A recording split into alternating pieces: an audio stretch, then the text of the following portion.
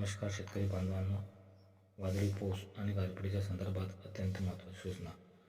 मित्रांनो, आज दिनांक 30 मार्च रोजी एक पश्चिमी विक्षोभ येत आहे. त्याचप्रमाणे अरबी समुद्रात सुद्धा वाऱ्याची गती जास्त असून पावसाला पोषक परिस्थिती निर्माण झाली आहे.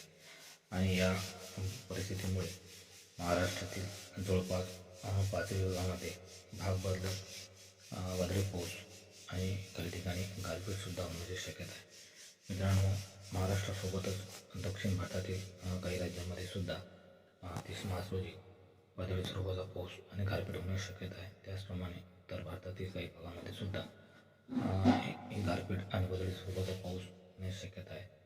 त्याचबरोबर पूर्वोत्तर राज्य आणि पहाडी भागात सुद्धा या WTमुळे वादळी स्वरूपाचा पाऊस आणि काही भागामध्ये गारपीट होण्याची शक्यता आहे. मित्रांनो, 29 मार्च रोजी सुद्धा दक्षिण भारतातील आणि उत्तर भारतातील काही भागामध्ये गारपीट झालेली आहे. मित्रांनो, 30 मार्च रोजी येणाऱ्या या पश्चिमी विक्षोभामुळे महाराष्ट्रातील 5ही विभागामध्ये दुपारनंतर वादळी पाऊस आणि काही भागामध्ये गारपीटीची दाट शक्यता आहे. साधारणपणे धुळे, नंदुरबार, मालेगाव या भागामध्ये वादळी पाऊस आणि गारपीट होण्याची शक्यता आहे. त्याचप्रमाणे खामगाव या परिसरात सुद्धा वादळी स्वरूपाचा पाऊस होण्याची शक्यता आहे. त्याचप्रमाणे सातारा, सांगली, कोल्हापूर, कोकणातील काही भाग या ठिकाणी सुद्धा वादळी स्वरूपाचा पाऊस आणि गारपीट होण्याची शक्यता आहे. काही भागामध्ये गारपीट होण्याची शक्यता आहे. मित्रांनो, हा वादळी पाऊस आणि गारपीट जरी 5 विभागात होत असला तरी तो प्रत्येकच भागात होईल याची शक्यता नाही. काही भागात ती होणार नाही. म्हणजे भाग बदलत हा वादळी पाऊस आणि गारपीट होण्याची शक्यता आहे. मित्रांनो,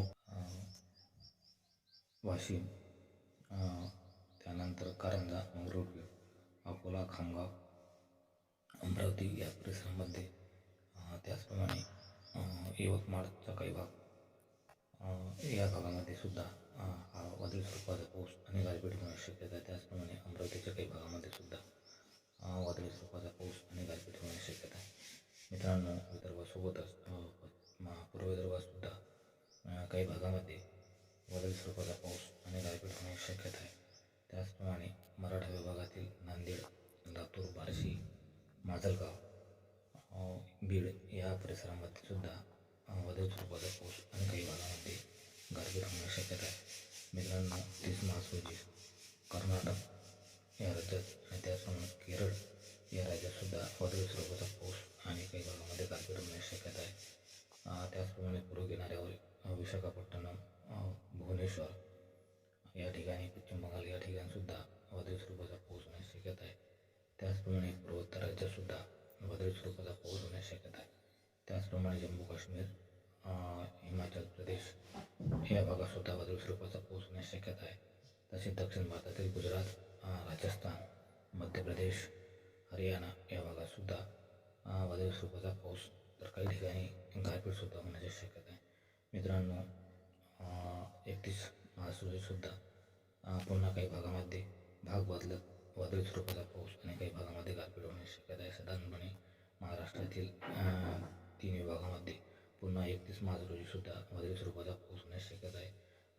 कोकण विभाग आणि पश्चिम महाराष्ट्रातील काही भागामध्ये हा वादळी स्वरूपाचा पाऊस होण्याची शक्यता आहे. सावंतवाडी, चिपळूण, त्यानंतर सातारा, सांगली, कोल्हापूर या परिसरामध्ये 31 मार्च रोजी वादळी स्वरूपाचा पाऊस होण्याची शक्यता आहे. त्याचप्रमाणे मुंबई, पुणे, नाशिक, जळगाव, धुळे या भागात सुद्धा 31 तारखेला हा पाऊस होण्याची शक्यता आहे.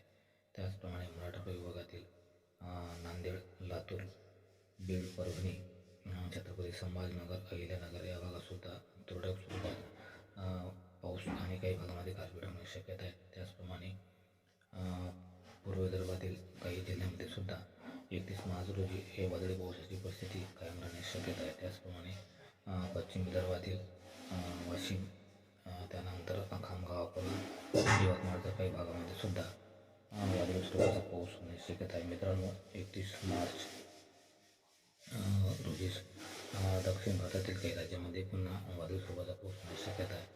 त्याचप्रमाणे पूर्व भारतातील काही राज्यांमध्ये सुद्धा 31 मार्च रोजी वादळी स्वरूपाचा पाऊस होण्याची शक्यता आहे. त्याचप्रमाणे पहाडी भागामध्ये सुद्धा हा पाऊस होण्याची शक्यता आहे. मित्रांनो, जर हा व्हिडिओ आपणास आवडल्यास व्हिडिओला लाईक आणि कमेंट जरूर करा. मित्रांनो, एप्रिल महिना कसा असेल, एप्रिल महिन्याची सुरुवात ही कशा प्रकारे असेल या संदर्भाची माहिती आपण येणाऱ्या पुढील व्हिडिओमध्ये आपणापर्यंत पोहोचवण्याचा प्रयत्न करणार आहोत. तेव्हा मित्रांनो, हा व्हिडिओ जर आपणास आवडल्यास व्हिडिओला लाईक आणि कमेंट जरूर करा आणि या चॅनलवरचे नवीन व्हिडिओ आपणापर्यंत पोहोचण्याकरता चॅनलला सबस्क्राईब